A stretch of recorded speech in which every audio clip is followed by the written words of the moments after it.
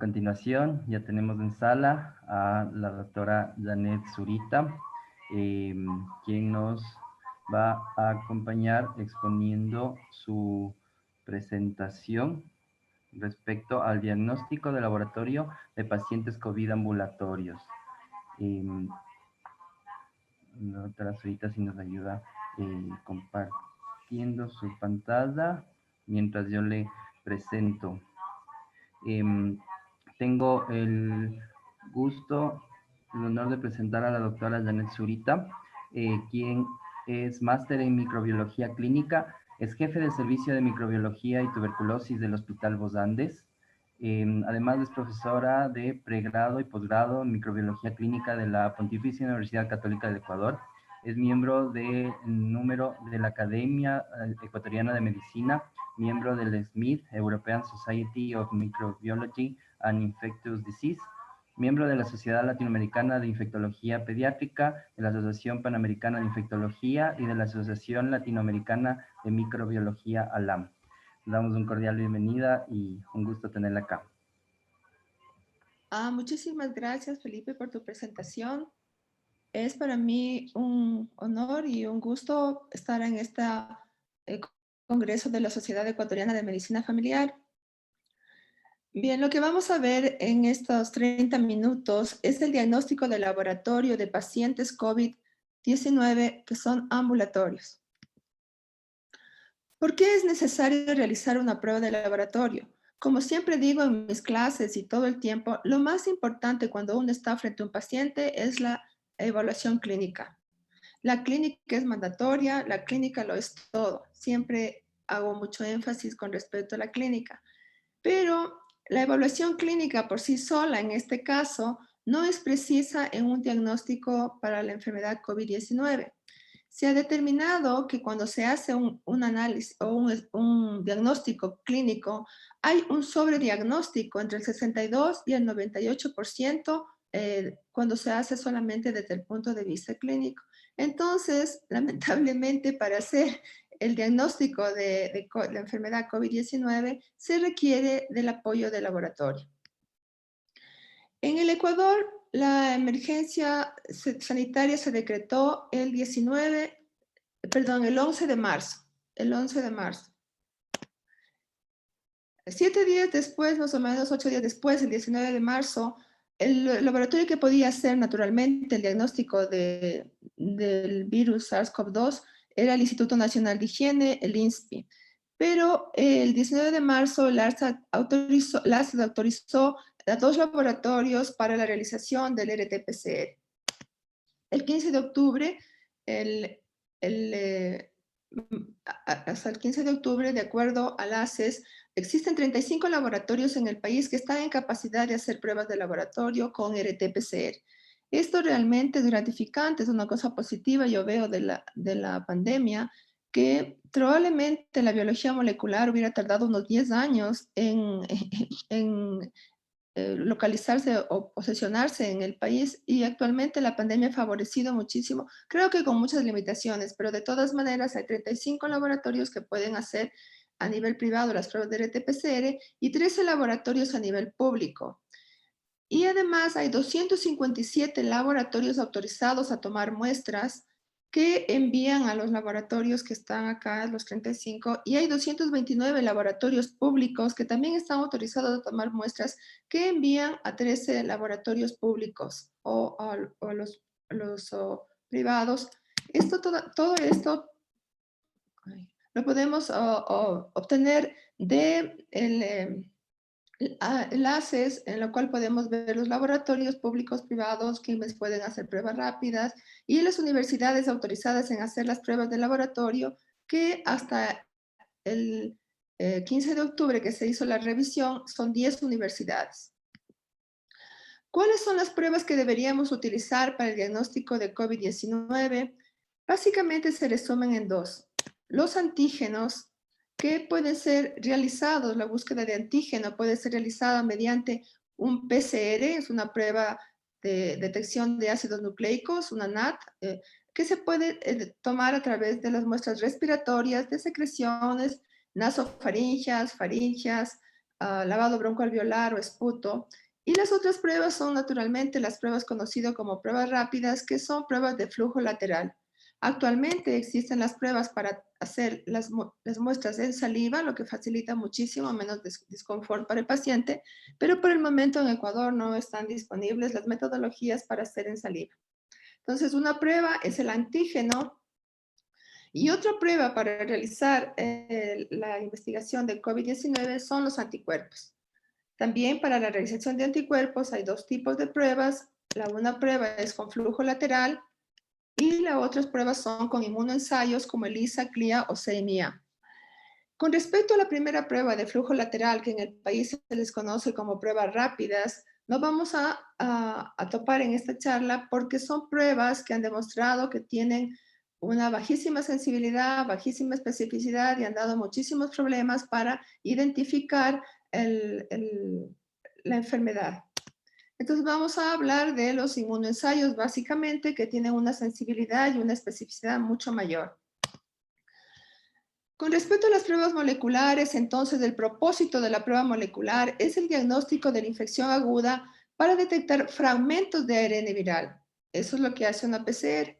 El virus puede ser viable o no. Eso es lo que es una limitación para esta prueba, porque el paciente puede ser positivo para un PCR, pero puede ser que su virus ya no sea viable y no sea contagioso. Sin embargo, las pruebas de PCR han llegado a ser el diagnóstico, el patrón de oro para el diagnóstico de la infección COVID-19 y este análisis de los ácidos nucleicos es súper útil porque demuestra la presencia del virus en las muestras respiratorias. Es el gold estándar para el diagnóstico de SARS-CoV-2. El RT-PCR es una prueba que necesita un equipo, necesita que que se extraiga el ARN del virus y luego se amplifique, y tenemos los equipos para amplificación. Lo que quería mencionar es que todos los reportes de RT-PCR se deben hacer por mililitro. Reportes por mililitro, copias por mililitro. No es correcto reportar copias por reacción, porque cada kit de diagnóstico ocupa diferente volumen y por eso se debe calcular las copias por ml de acuerdo al kit comercial que se esté utilizando. O al kit como es de las universidades, o al kit de CDC, dependiendo. Pero no se reporta por copias por reacción, sino por mililitro. Inicialmente, como en abril, se trató de estandarizar en todos los laboratorios la manera del reporte para que no cree confusión. Hubo mucho apoyo del ministro de Salud. Sin embargo, no se llegó a establecer una respuesta satisfactoria por parte de los laboratorios. Se mandó el documento, pero casi nadie opinó sobre el documento, entonces no se llegó a hacer la estandarización. Pero yo considero que los reportes se deberían estandarizar con copias por mililitro, límites de detección de la prueba y los genes que se analizaron. Como ustedes saben, hay muchísimos genes que pueden estar en las diferentes pruebas de RT-PCR, como el de la envoltura, entonces pruebas que identifican solo el gen E. Si utilizan esa prueba que solo busca el gen E, se debe obligatoriamente hacer un test confirmatorio. Hay otros que buscan el nucleocápside, el del pico o spike, que es el gen S, o el RDRP, que es el dependiente del ARN polimerasa, que es confirmatorio también, y los genes ORF1.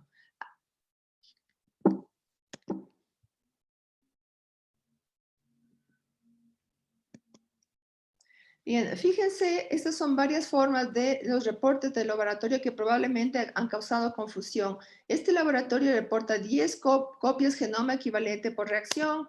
Este reporta con los genes que que el kit logra identificar, que es el gen, el ORF, pero no pone el mínimo de copias por reacción. Se pone negativo y en las pruebas de RT-PCR o en general en las pruebas moleculares, lo ideal poner es detectado o no detectado, porque eso es lo que hace la prueba, detecta el material genético o no. No podemos decir que es negativo, así como con tanta certeza, no, que en esa prueba no se detectó el virus, porque como veremos más adelante, puede ser que en un día se haga una prueba y no se detecte el virus, y al día siguiente se haga la prueba y se detecte el virus. Y aquí también hay otra forma de detectar, aquí también ponen 100 copias por ARN de reacción, lo cual causa mucha confusión y ha causado mucha confusión, por lo menos en Ecuador, porque todos los kits que están comercializados en el país, todos detectan entre 1 a 10 copias por reacción, todos. Solo detectan 1 a 10 copias por reacción. Y de ahí cuando se hace la prueba molecular se debe hacer el cálculo de acuerdo a la dilución que se use o de acuerdo a las recomendaciones del fabricante. Entonces se detectarán 100 copias por mililitro, 200 por mililitro, 500 por mililitro. Fíjense aquí, también es otra forma de reportar por reacción. Y este laboratorio reporta súper bien su gen N, su gen ORF, que es lo que ha hecho, y el método de copias, 500 copias por ml. Pero con la presión que ha habido de que los métodos son pésimos porque ese laboratorio X reporta 500 copias por reacción y otro laboratorio como el de aquí abajo reporta 100 copias, entonces lo que ha causado es que piensen que el que reporta 100 copias por reacción, lo cual no es correcto, porque los reactivos detectan entre 1 a 10 copias por reacción, es lo máximo. Entonces, piensan que la metodología no es correcta, no está bien hecha, porque este detecta menos que la otra. Entonces, tanta presión ha habido que esta a la final terminó reportando, fíjense, este es un examen de junio, este es un examen de octubre, que terminó reportando límites de copia 10 copias por reacción. Este estaba bien hecho, este es el reporte de 500 copias por ml, es lo correcto. Entonces, hubiera sido útil ponernos de acuerdo en cómo son los reportes de laboratorio y nosotros hemos considerado, no es la última palabra, ni creo que es imponer algo, pero creo que es interesante poner la metodología, poner cuáles son los genes que estamos investigando o que hace cada laboratorio y naturalmente poner el límite de detección, como en este caso 100 copias por mililitro, que equivale a 4 copias por reacción. Esto de las copias por reacción que ha causado tanto problema en el país es lo que trae el inserto de cada kit comercial o de cada kit en el cual se esté utilizando. Bien, con respecto a las pruebas de RT-PCR, he hecho una comparación que me parece interesante de las pruebas que se utilizan en los Estados Unidos y de cuándo han ido apareciendo. Esas son las pruebas autorizadas para utilizarse en ese país. Y fíjense las pruebas autorizadas que hay en Ecuador. Los kits o los equipos que hay autorizados para la realización en Ecuador sobrepasan los 50 equipos, los 50 reactivos. Lo cual hay una gran variedad de sensibilidad, especificidad. Muchas pruebas pueden ser excelentes, otras pueden ser buenas y otras pueden ser pésimas. Las pruebas que se utilizan en Estados Unidos y que también se utilizan en el país son estas COVAX, el de Thermo Fisher, el IPLEX, tenemos también Expert BioFire, pero los reactivos por el momento no están disponibles o hasta donde yo conozco no se pueden realizar todavía en estos equipos de pruebas rápidas o poco. Entonces, más o menos en el país hay alrededor de 50 reactivos para RT-PCR. Por lo tanto, habrá muchísima variabilidad en los datos. Entonces, como conclusión de esto, hay muchos desafíos con respecto a la RT-PCR, el COV2. Necesitamos hacer una optimización e implementar pruebas que realmente tengan validez. Ay, perdón. Siempre el desafío es la complejidad regulatoria de las pruebas. Debemos tener personas con experiencia en el diagnóstico molecular y personal experimentado. Como dije al inicio de mi charla, es súper positivo que todo el mundo haga ahora pruebas moleculares. Sin embargo, hay una deficiencia en la explicación de las pruebas, en la interpretación de los resultados, porque muy poco personal experimentado. Los administradores de salud consideran que el laboratorio es como una cafetería, se coloca una cafetera y un individuo que haga café, mete café, saca café, pero no es así las pruebas moleculares, ni tampoco es así, se comportan así los laboratorios de biología molecular. Y naturalmente otro desafío de la prueba RT-PCR son los reactivos y materiales y sobre todo las fuentes financieras para esta prueba que en realidad es muy costosa por el momento. Bien, si tenemos una prueba RT-PCR inicial negativa, ¿cuándo y por qué repetir? Si tenemos una sospecha clínica media o una sospecha clínica alta de un paciente con sintomatología y con este tipo de sospecha y la prueba PCR nos sale negativa, Tenemos que repetir en 24 o 48 horas. No es que el laboratorio ha hecho mala prueba, simplemente que esa es la sensibilidad y especificidad, eso es lo que da la prueba. Si sospecha clínica media alta en un paciente de la comunidad, por ejemplo, se podría repetir la prueba en 24 o 48 horas. Y lo que se sugiere, de acuerdo a las últimas guías del ITSA, es repetir en diferente tipo de muestra. Es decir, si se hizo nasofaringea, lo mejor es hacer en esputo, si es que el paciente llega a expectorar, en lavado broncoalveolar o en otro tipo de muestra. Pero es importante recalcar que si hay una baja sospecha clínica o el paciente está asintomático, no es necesario repetir. No hay que repetir una prueba inicial negativa de PCR cuando el paciente tiene o baja sospecha clínica o es asintomático. No repetir pruebas de PCR inicial negativa. ¿Y qué tal si la prueba de RT-PCR inicial es positiva? Se considera que una prueba de RT positiva es casi 100% segura, casi 100% que el paciente está. Y además, porque desde el punto de vista epidemiológico, si el paciente tiene una prueba PCR, lo más como prudente sería aislar a este paciente. Naturalmente, como todas las pruebas de laboratorio, hay falsos positivos. El falso positivo se ocasiona que los resultados pueden ocurrir debido a errores técnicos y también a contaminación del reactivo, que es una probabilidad muy baja por los amplicones en las áreas de trabajo, por ejemplo. Entonces, les recalco que todas las pruebas de laboratorio pueden tener algún tipo de problemas antes del análisis, durante el análisis y después del análisis. Por eso, toda prueba de laboratorio debe ser realizada dentro del contexto clínico o dentro del contexto epidemiológico. Con respecto a la otra prueba de antígeno, ya acabamos de ver que se puede investigar el antígeno del virus SARS-CoV-2 mediante una prueba de RT-PCR, que es una prueba que requiere laboratorio, que requiere gente especializada, que requiere equipos y es costoso.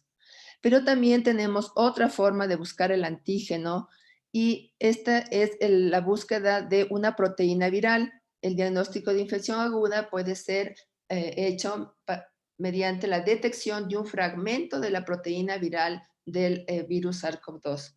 Y aquí están las pruebas que se les conoce como pruebas en la cabecera del paciente o pruebas point of care o POC. Y esas son las pruebas que se pueden realizar rápidamente y utilizan, muchas no ponen cuál es, la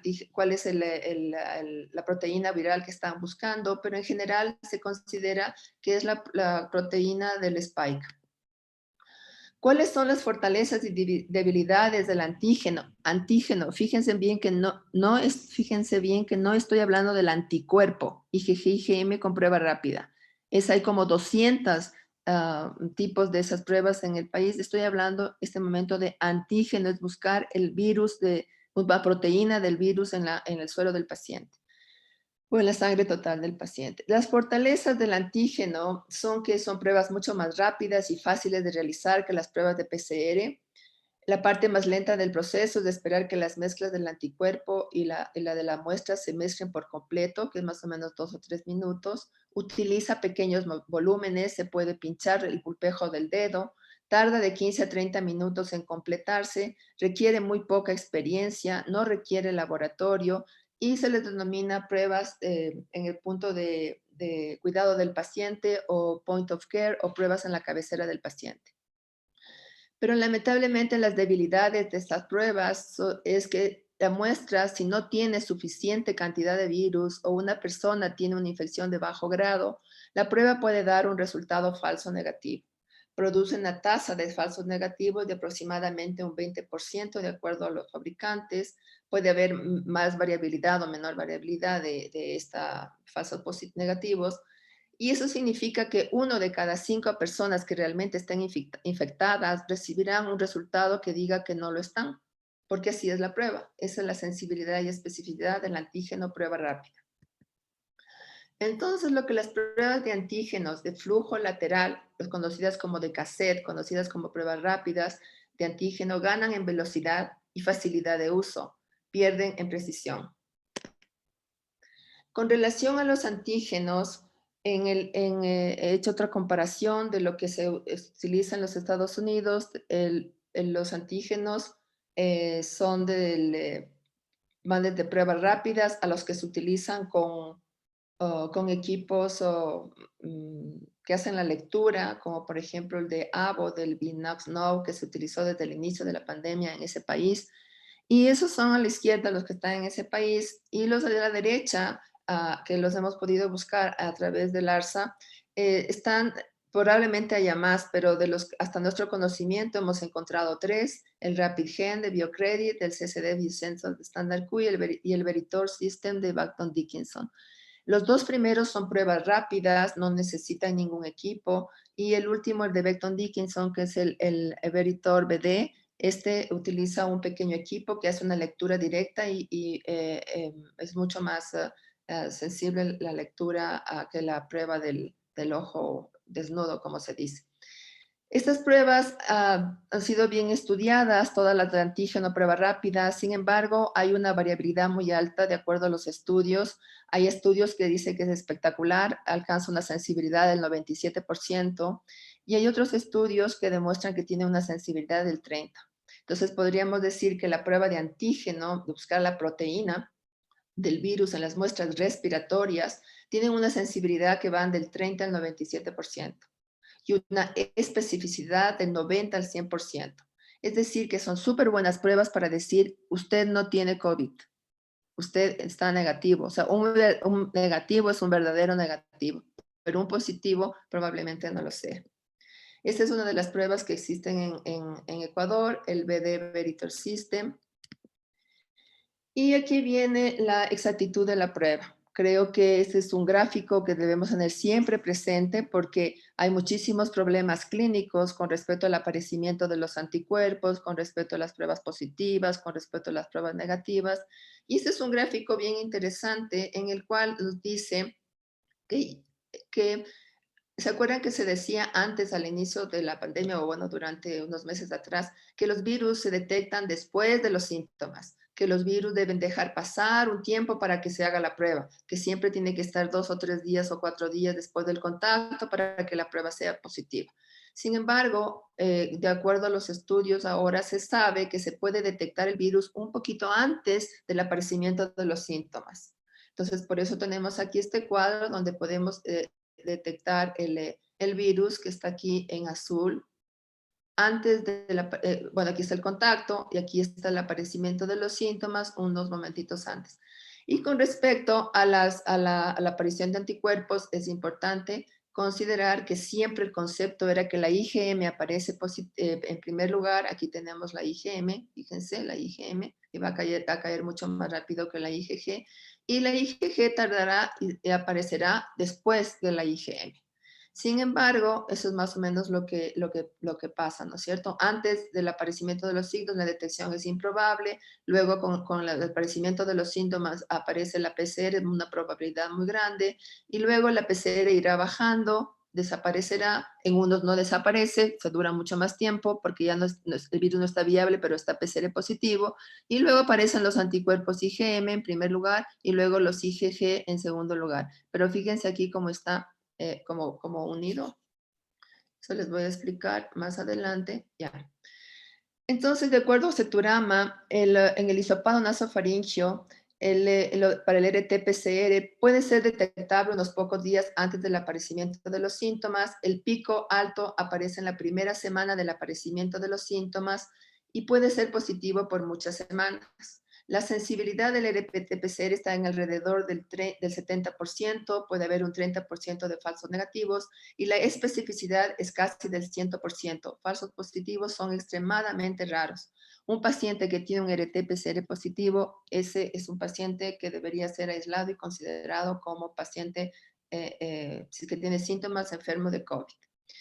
Y no necesariamente la PCR indica presencia del virus viable. Esto es bien importante y no debería ser utilizado para descontinuar las medidas de precaución. ¿Se acuerdan que en el inicio, en abril o marzo, tal vez hasta mayo, se decía que se deben hacer los controles si el paciente ha negativizado su prueba? Y nos empezamos a dar cuenta que los pacientes tenían muchísimos días, 30, 40, 50 días de una RT-PCR y no negativizaba. Entonces eso cambió. Ya nadie hace PCRs cuando el paciente ha mejorado sus síntomas. Como toda prueba, como es enfermedad infecciosa, el mejor control es el desaparición de los síntomas, no por control por laboratorio. Por ejemplo, en urocultivos ya no se hace controles por laboratorio. La paciente dejó de tener disuria por la Curie, es el mejor control. El paciente ya no tose, es el mejor control. El paciente ya no tiene fiebre, es el mejor control, que va evolucionando bien. Ahora, igual, con las pruebas del COVID ya no se necesita hacer los controles, lo cual es una maravilla porque era muy costoso hacer 3, 4, 5 pruebas de control y con tanta variabilidad de positividad o negatividad. Entonces, no necesariamente la red de PCR indica presencia del virus viable.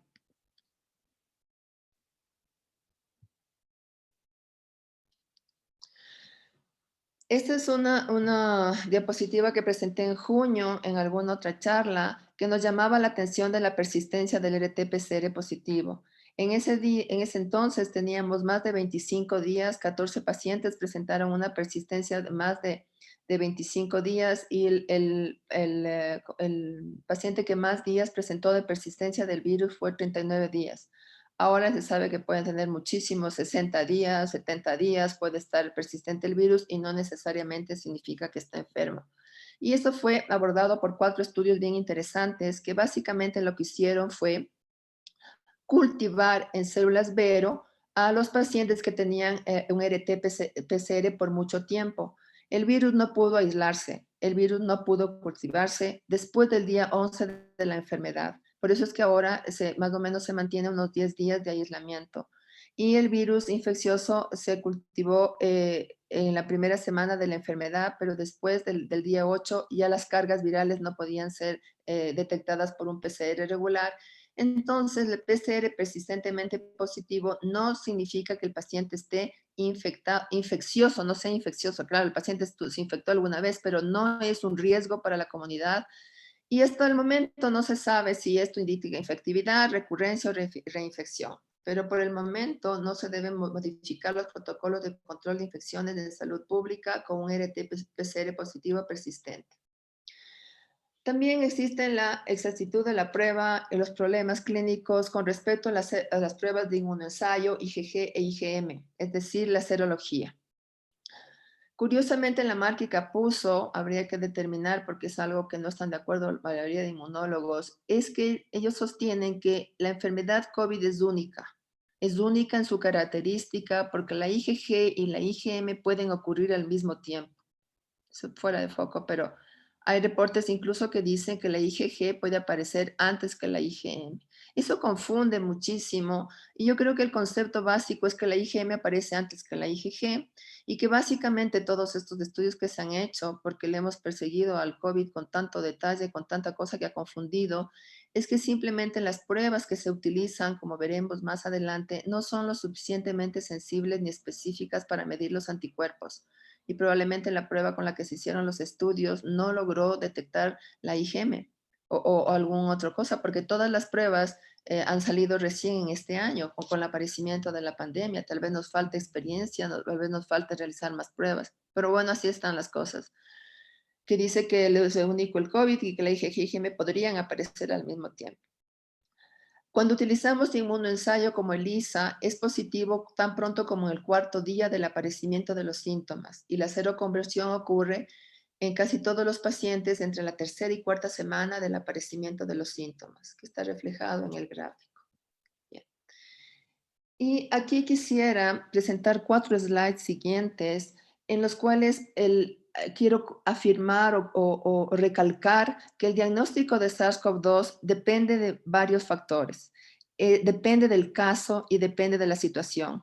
No es lo mismo cuando estamos frente a un paciente enfermo o cuando queremos hacer tamizaje basado en la población o queremos hacer screening. No podemos tener las mismas pruebas ni utilizar las mismas pruebas para cada uno de los casos y de las situaciones.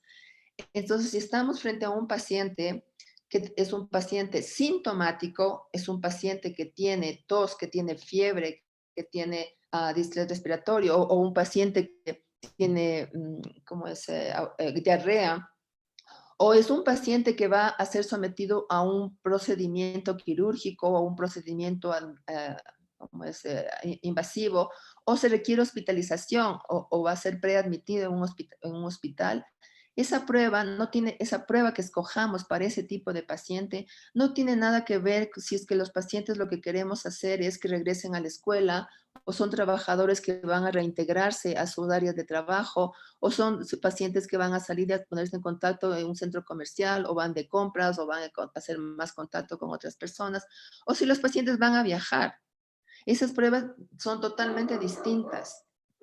Entonces, las características de la prueba, dependiendo del caso, en el primero, cuando tenemos un paciente enfermo, un paciente que deseamos hacerle una prueba con el paciente sintomático, esta prueba debe tener una muy alta sensibilidad y muy alta especificidad.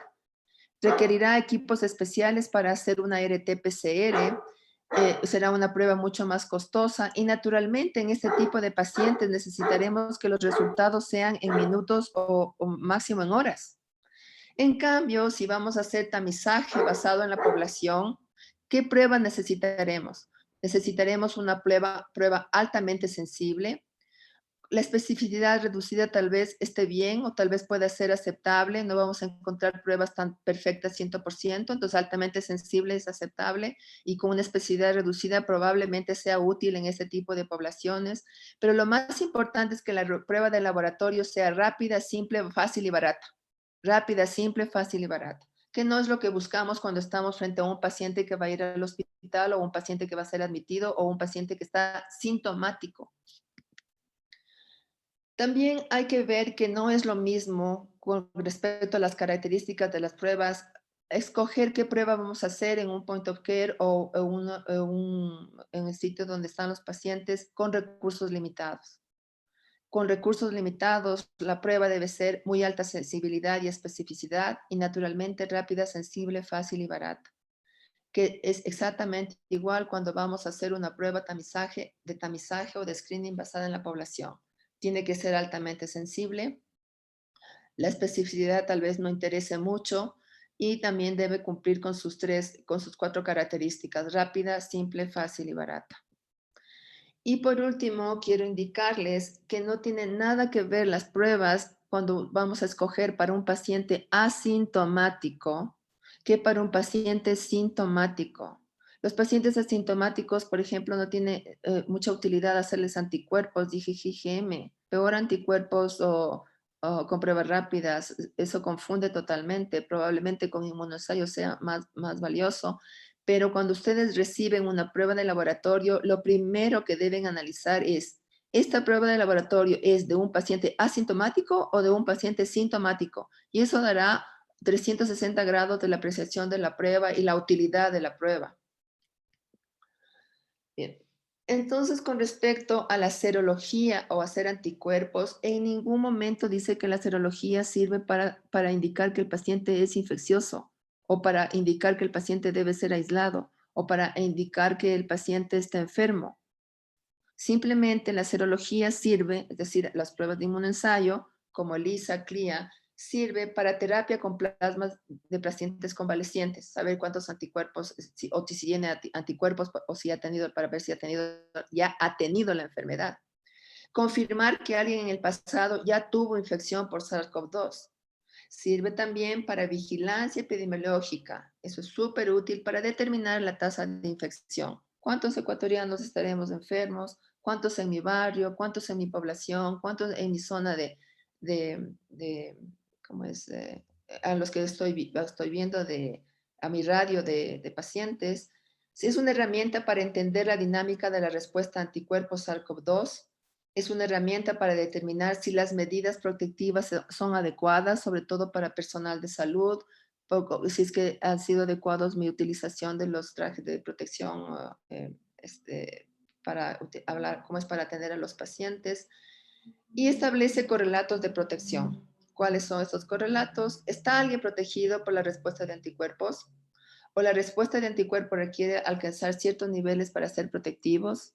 Y en este punto quiero indicar que hay dos tipos de anticuerpos: los anticuerpos que medimos en el laboratorio, en la rutina, y los anticuerpos neutralizantes. Los neutralizantes, que son los que te dicen, sí, estás protegido, esos no se hacen en ningún laboratorio de rutina. Esos necesitan un laboratorios de investigación o laboratorios más especializados y de lo que yo conozco en el país no se hacen anticuerpos neutralizantes. Así que tendrán cuidado cuando hablen de los anticuerpos en general, ¿no? Hay que diferenciar los que buscamos en el laboratorio y los neutralizantes. Con una titulación de IgM positiva, con inmunoensayo, por ejemplo en ELISA, una quimioluminiscencia de partículas, le sale el IgM positivo y tiene una IgE negativa. ¿Se puede afirmar que ese paciente es contagioso? Esta pregunta les traigo a colación porque muchísimos de los colegas consideran que una IgM es sinónimo de paciente enfermo, paciente contagioso, paciente que está con el virus positivo. Y esto es súper diferente dependiendo si el paciente está con síntomas o no tiene síntomas. Fíjense, una IgM probablemente nos diga que el paciente esté en fase activa, pero siempre y cuando el paciente tenga síntomas, y lo hemos logrado pescar al inicio de la producción de IgM, al inicio de la enfermedad. Y si la IgE se vuelve positiva más tarde, se confirmaría que en realidad el paciente está en fase aguda. Pero si se trata de una IgM positiva en un paciente asintomático, eso ha causado muchos dolores de cabeza. Y simplemente muchos de los casos de estas IgMs en pacientes asintomáticos probablemente sean falsos positivos. Muchos casos de falsos positivos para IgM, particularmente en pacientes asintomáticos. Y la IgM parece ser que no es una prueba no fidedigna o no muy fidedigna en pacientes asintomáticos. De hecho, cuando se hace ELFA en pacientes asintomáticos, lo que nos hemos dado cuenta ahora es que podría haber pacientes con falsos positivos para IgM y no tienen la enfermedad. ¿Qué tenemos que hacer para saber que el paciente tiene la enfermedad, tiene el virus en la nariz o está contagioso? Simplemente tenemos que hacer búsqueda de antígeno, ya sea por RT-PCR o por la prueba de flujo lateral. Entonces, la cuestión ahora que se plantean muchos de los, como por ejemplo, estamos ahorita en la ID Week, este congreso de enfermedades infecciosas, y muchos de los conferencistas se plantean si se debería hacer IgM en pacientes asintomáticos. Se debería hacer serología de anticuerpos en pacientes asintomáticos. Bien, desde los primeros, el mes que llegaron los reactivos de ELISA al país fue en mayo. O sea, se hizo la apertura de los reactivos el 12 de mayo y nosotros hemos hecho este estudio del 12 de mayo al 30 de septiembre en casi 30,000 pacientes que han acudido en forma abierta como es, en forma a libre demanda al laboratorio y hemos hecho más o menos unos 25,000 pacientes en Quito, unos 2,300 en Ibarra y unos 2,000 en Santo Domingo. Y se hizo los anticuerpos con la metodología ELISA, que era la única, la que había entrado al país en esa época. Ahora tenemos más metodologías, más sensibles, más específicas, mejores que la ELISA. Inicialmente, el fabricante indicaba que la sensibilidad del ELISA era del 40% y lamentablemente no se contaba con otras plataformas o reactivos para hacer anticuerpos. Entonces se hizo con lo que había ese momento. De estos 30,000 pacientes, los anticuerpos han llegado más o menos tenemos anticuerpos en niños, fíjense, hay una población entre 0,5 y 5,10 años que llegan al 25% de anticuerpos. Luego cae más o menos en los adolescentes hasta más o menos los 30 años, no tienen tantos anticuerpos o probablemente no se hagan tantos esa población. Pero conforme la población es económicamente activa o va subiendo o de edad, tenemos que la mayoría tienen anticuerpos hasta más del 35% y salvo en las mujeres de 70 años o más, tienen mayor número de anticuerpos que los varones. Pero también esto, en la mayoría de las infecciones o están a la par o los varones son los que más anticuerpos han presentado. Mi estimada doctora, Más o tenemos 2 minutos para terminar, por favor. Ok, ya, gracias, ya termino. Entonces aquí tenemos la regresión logística bayesiana en hombres, aquí en mujeres, que más o menos es lo esperado, y la mayoría tienen anticuerpos a pasado los 45 años. Y aquí hay un estudio bien interesante de 30.000 pruebas que se comparó ELISA, el flujo lateral y CLIA. Y fíjense, el ELISA da un 84% de positivos, resultados positivos, el flujo lateral 66% y el CLIA 98%. Nosotros hicimos un estudio comparando 4 metodologías en 286 sueros. Todos esos pacientes tenían RT-PCR positivo, 43% eran hombres y 56% eran mujeres. Aquí está el grupo de edad e hicimos a los 286 sueros con RT-PCR positivo, ELISA, ELFA, CLIA y electroquimiluminiscencia de partículas. Y lo que hemos encontrado es que el sistema ELFA es el mejor, el 90% de sensibilidad, según el fabricante 91%. El peor es, el ELFA es un ELISA modificado con fluorescencia, ¿no? Nos podríamos decir ELISA 1 ELFA y ELISA 2. El 43% nos dio en estos pacientes, el CLIA 83% y el CLIA de micropartículas 88%. Entonces, estas son las sensibilidades que hemos encontrado de acuerdo a las pruebas que hemos estudiado.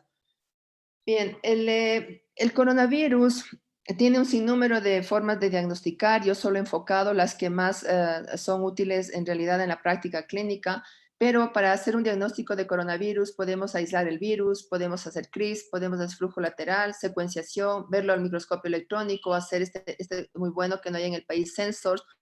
También podemos hacer una RT-LAMP, un inmunoensayo, el RT-PCR que es el más conocido, y también es súper importante para el diagnóstico de SARS hacer pruebas de imagen.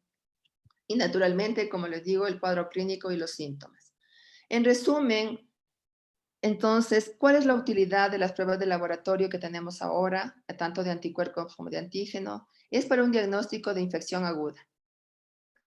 Hay los métodos, hay varios tests con diferentes características de rendimiento y diferentes roles, pero yo creo que lo más importante, y ese es el mensaje que yo quisiera dejar, es que la interpretación de las pruebas de laboratorio depende de la orientación clínica y depende de la orientación del laboratorio. Es un trabajo en equipo. Si algo no coincide con el resultado, hay que conversar con el médico del laboratorio para lograr obtener resultados e interpretaciones óptimas. Y naturalmente, esta aproximación es lo que da el diagnóstico certero y el aclaramiento de cualquier duda que surja con relación a las pruebas de laboratorio.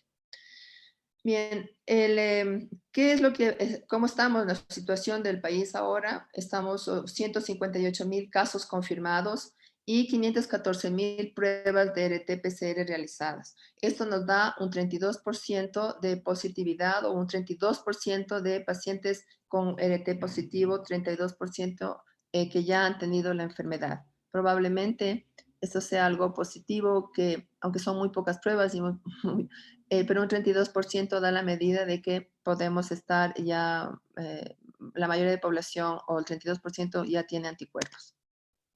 Yo quiero agradecer a la Unidad de Investigaciones de Zurita y Zurita Laboratorios, a la Facultad de Medicina de la Católica, a Modemat, de la Escuela Politécnica Nacional, a la Cátedra de Inmunología, que nos han ayudado a hacer parte de los estudios que he presentado aquí.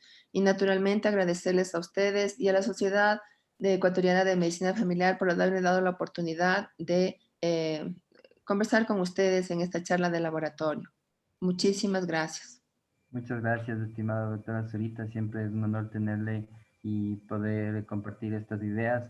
Por motivos de tiempo vamos a pasar solo a una pregunta puntual, y es respecto a, entonces, ¿usted recomendaría la prueba de anticuerpos en días posteriores en casos de prueba PCR con virus no detectado, pero con pacientes sospechosos de COVID? Sí, a ver, un paciente sospechoso de COVID clínicamente tiene fiebre y cuadro clínico y usted le hace una RT-PCR y le dio negativa, ¿sí? Eso puede suceder porque como puede ser por muchas razones que el paciente tenga una RT-PCR negativa. se podría repetir la RT-PCR, pero simplemente se podría aislar al paciente, tomar las medidas de precaución y si quiere saber si en realidad esa prueba fue negativa, verdadera, se puede hacer anticuerpos con ELISA, con ELFA, con CLIA, no anticuerpos prueba rápida, con cualquier inmunoensayo para confirmar si ese paciente tiene anticuerpos y tuvo la enfermedad hace algunos días, hace 15 días. Sin embargo, hay un problema con eso, es que hay un porcentaje de pacientes que nunca hacen anticuerpos. Nosotros encontramos en la prueba que hicimos, 8% de pacientes con RT-PCR positivo no han manifestado anticuerpos detectables. Entonces, en este paciente de la pregunta, lo ideal, o sea, lo que se podría basar es en el cuadro clínico. Agradecemos por su brillante participación, doctora, y a nombre de la Sociedad Ecuatoriana de Medicina Familiar y sus filiales, estamos muy contentos de haber tenido su presencia aquí. Muchísimas Gracias. gracias, muy Hasta luego. amable. Hasta luego, buen día.